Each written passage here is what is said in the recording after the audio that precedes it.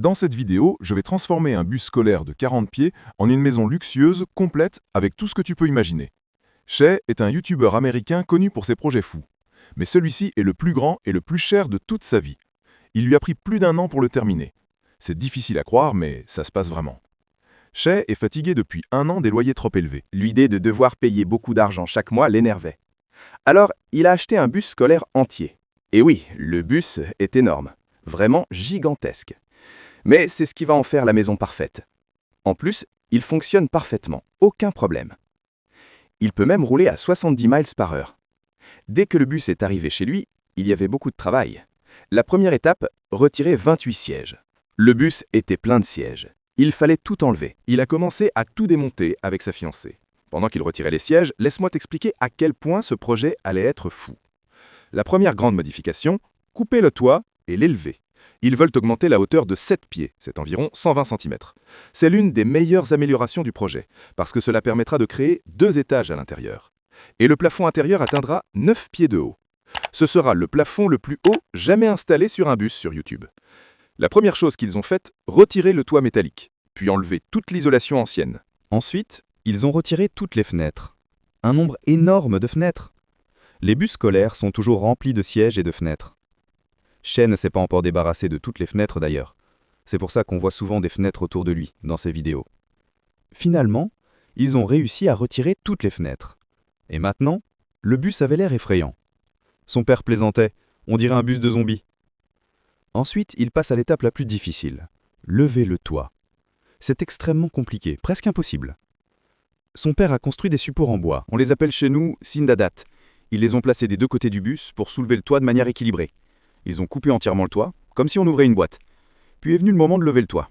Ils levaient un côté un peu, puis allaient à l'autre côté pour lever la même hauteur. Ils étaient peu nombreux. Le toit était très lourd. Mais le toit commençait réellement à monter. Ça a pris beaucoup d'essais pour bien le caler. Mais à la fin, ils ont réussi, comme tu le vois ici. Et ce n'est pas tout. Ils vont encore ajouter 1 pied de hauteur. Une fois la hauteur finale atteinte, on voyait à quel point le bus allait être immense. La priorité maintenant, retirer les supports, parce que n'importe quelle secousse pouvait faire tomber le toit. Ils devaient donc le fixer très vite. Ils ont utilisé des tubes métalliques. Ils les ont soudés entre les rails des fenêtres qui avaient été coupés en 2. Ils ont soudé tout ça ensemble. Ils ont travaillé toute la nuit sur cette étape, mais ils ont réussi sans dormir. Ensuite, ils ont commencé à installer les murs. Ils ont utilisé des plaques métalliques et des vis. Puis, fixé ces plaques sur les montants soudés avant. Le bus est devenu une structure solide, prête pour l'aménagement. La différence entre avant et après était énorme. La hauteur totale atteint maintenant presque 3 mètres. Après les murs, ils sont passés au plancher. Ils ont commencé par mettre une couche épaisse de plastique pour empêcher l'eau d'entrer. Puis, ajouter 3 pouces de mousse isolante. Elle protège de l'humidité et crée une isolation très forte. Au-dessus, ils ont placé des panneaux de bois épais. Cela crée un sol solide et stable. Ensuite, ils ont travaillé sur les murs intérieurs. Ils ont fixé du bois sur la structure métallique. La zone que tu vois ici sera la porte d'entrée. Ils ont découpé un espace dans la tôle pour installer la porte. Le bois a été fixé avec des vis métalliques. Shay a ensuite élargi l'ouverture avec une meuleuse. Son père lui a apporté la porte en bois. Char l'a aidé à la tenir en place. Le bus n'a plus rien de l'ancien look, il est complètement différent. Le plan intérieur sera incroyable. Il y aura une chambre, un bureau au-dessus, une salle de bain complète et une 2e chambre à l'étage. La partie en construction maintenant est la 2e chambre. C'est en fait un petit étage, comme un loft. Cette zone va aussi séparer totalement la cabine du conducteur et en faire une pièce indépendante. Ensuite, ils ont installé un toit plat, contrairement aux conversions habituelles où le toit est arrondi. Le plafond arrondi est joli, mais Shay voulait un style maison normale, donc il a choisi un toit plat. Après ça, ils ont commencé la salle de bain. Elle aura des toilettes, un lavabo et une douche de taille réelle. Ils ont ouvert un espace dans le plafond pour la salle de bain. On expliquera ça en détail plus tard. À l'arrière du bus, ils ont réservé l'espace pour la chambre principale et le bureau. Le bureau sera sous l'étage supérieur. Ils installent maintenant le sol et les montants des murs en bois. Ces montants serviront de support pour les murs plus tard. Il était occupé à installer les fenêtres dans la cuisine. La zone où il se trouve maintenant dans le bus sera le living room ou la salle de séjour. Et il y aura aussi une cuisine, donc la lumière doit entrer correctement. À ce moment-là, Shay filmait une autre vidéo et Kobe l'aidait avec lui. Alors le père a pris cette mission seul. Il a commencé à découper à la scie l'emplacement des fenêtres. Il y aura 2 grandes fenêtres dans la cuisine. Il leur a fait un cadre en bois. Et il a installé des fenêtres en aluminium. Je trouve qu'elles sont meilleures. Elles isolent mieux le son et la poussière que les fenêtres en bois. L'installation des fenêtres est terminée. Et le résultat était vraiment incroyable. Très beau. Maintenant, le nouveau défi est d'installer les grands réservoirs d'eau sous le bus. Dans tout bus transformé ou maison mobile, il y a 3 types de réservoirs. Le réservoir d'eau propre. Le réservoir d'eau propre faisait 100 gallons. Le réservoir gris aussi. Après avoir installé les réservoirs, ils les ont mis dans un cadre en bois, comme tu le vois. Ensuite, ils ont commencé à travailler sur la plomberie. La plomberie est l'une des étapes les plus difficiles dans la construction. Et elle montre le vrai professionnalisme de l'artisan. Le travail de base est toujours plus important que la finition. Mais tu vas être surpris. Ils ont fait la plomberie de manière très précise. C'était la dernière étape avant l'isolation en mousse. À cette étape, le bus commençait vraiment à changer. Les fenêtres ont été fixées, les climatiseurs installés et les connexions électriques terminées. Mais crois-moi, tout cela n'est rien comparé à ce que la mousse a fait. Après la mousse isolante, le résultat était complètement différent. Et pourtant, ils n'ont même pas commencé les finitions intérieures. Leur rendu sera incroyable. Ici, Chey a révélé l'objectif du projet. Il y a 6 ans, il a rencontré sa fiancée Kelsey. Et maintenant, après avoir fini la transformation du bus, il veut l'emmener à la mer et lui demander de l'épouser. À la fin de la vidéo. Et ce bus sera leur maison. Sans doute, c'est l'un des projets les plus fous sur YouTube. Et je prévois de produire beaucoup de contenu comme ça. Et, si Dieu le veut, tu ne trouveras rien de similaire.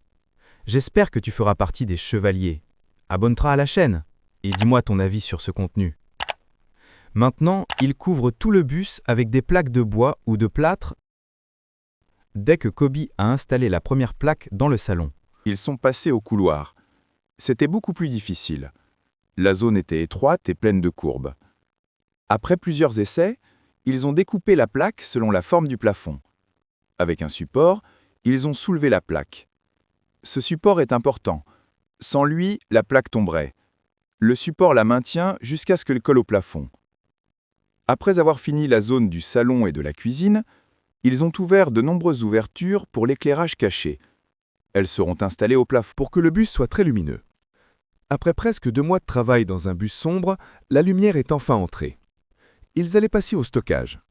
Mais les murs de la cuisine n'étaient pas encore faits. Ils ont travaillé un peu dessus. Ils ont installé les plaques autour de la petite fenêtre. Ensuite, ils sont passés à la zone des 2 grandes fenêtres. Puis ils ont commencé à construire le placard, pour pouvoir terminer les murs de la cuisine. Ils ont ensuite terminé la zone autour de la porte. Maintenant, Kobe finissait la buanderie et la fin du couloir, pour qu'il commence à installer l'escalier. Ensuite, la chambre principale. En même temps, Che fermait la zone du conducteur. Jusqu'à ce qu'il installe la porte. Lorsqu'il a conçu l'intérieur du bus, il a laissé un espace de 9 pieds au-dessus de la salle de bain. Ça lui donnera un grand espace de rangement. Et c'est aussi un excellent endroit pour mettre le déshumidificateur. Voilà l'appareil après l'avoir installé. Laisse-moi t'expliquer pourquoi c'est utile. Quand tu vis dans un bus ou une petite maison, un des problèmes principaux est l'humidité. L'humidité, c'est simplement la quantité d'eau dans l'air. Les climatiseurs traitent ce problème. Mais ici, dans le bus, l'espace est très petit, au point que les climatiseurs n'arrivent pas à enlever toute l'humidité présente dans l'air. Et si le taux d'humidité ou la quantité d'eau dans l'air dépasse son niveau normal, cela peut provoquer la formation de moisissures et beaucoup de problèmes de santé. C'est pour cela que le déshumidificateur était très nécessaire, surtout dans ce projet. Ils ont aussi pris leur temps pour installer un système de ventilation pour la cuisine et la salle de bain. Puis, ils ont dirigé ces tuyaux vers l'extérieur du bus. Après tout cela, ils vont enfin installer le plafond de la salle de bain. Et maintenant, la mission est de transformer tout ce désordre en une salle de bain incroyable. Le père a commencé à travailler sur l'isolation de la salle de bain, car c'est l'endroit le plus exposé à l'eau. Et voici la partie amusante. Il a installé une couche complète d'isolation imperméable dans toute la zone de la douche. La douche est l'une des parties les plus importantes du bus, parce que si elle n'est pas isolée parfaitement, elle causera beaucoup de problèmes plus tard. Cette douche a une très bonne taille. Elle n'est pas étroite du tout. La tête de douche était double. Les commandes étaient doubles aussi. Il a installé des pulvérisateurs doubles. Et ils ont ajouté une petite étagère dans le mur pour mettre le shampoing et la plupart des produits. Pendant que le père travaillait dans la salle de bain, lui, il travaillait à l'arrière du bus. Il ajoutait le bureau et le plafond du loft. Il a fait le plafond courbé, pas plat comme le reste du bus, pour ajouter plus d'espace et en même temps donner une touche et un ressenti bus. Mais l'endroit était encore sombre. Alors il a creusé des emplacements pour les lumières cachées. Puis il a installé 6 lampes dans tout l'espace. Dans la salle de bain, enfin, ils ont commencé à installer le carrelage. Lui et sa fiancée voulaient que la salle de bain soit luxueuse et qu'elle ait un aspect propre et moderne. Donc ils ont utilisé les mêmes carreaux brillants partout.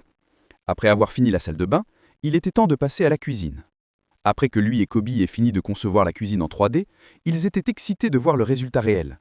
Surtout que Shay adore les armoires. Ce jour-là était son jour préféré, parce que ces armoires allaient transformer la cuisine complètement. Pendant que Kobe fixait les armoires, Shay nettoyait la zone du chauffeur. Elle était dans un très mauvais état. Il va y conduire pendant des heures, donc il fallait la nettoyer et la rendre confortable. Toute la zone devant toi allait être totalement refaite. Pour bien la nettoyer, Il devait enlever tout.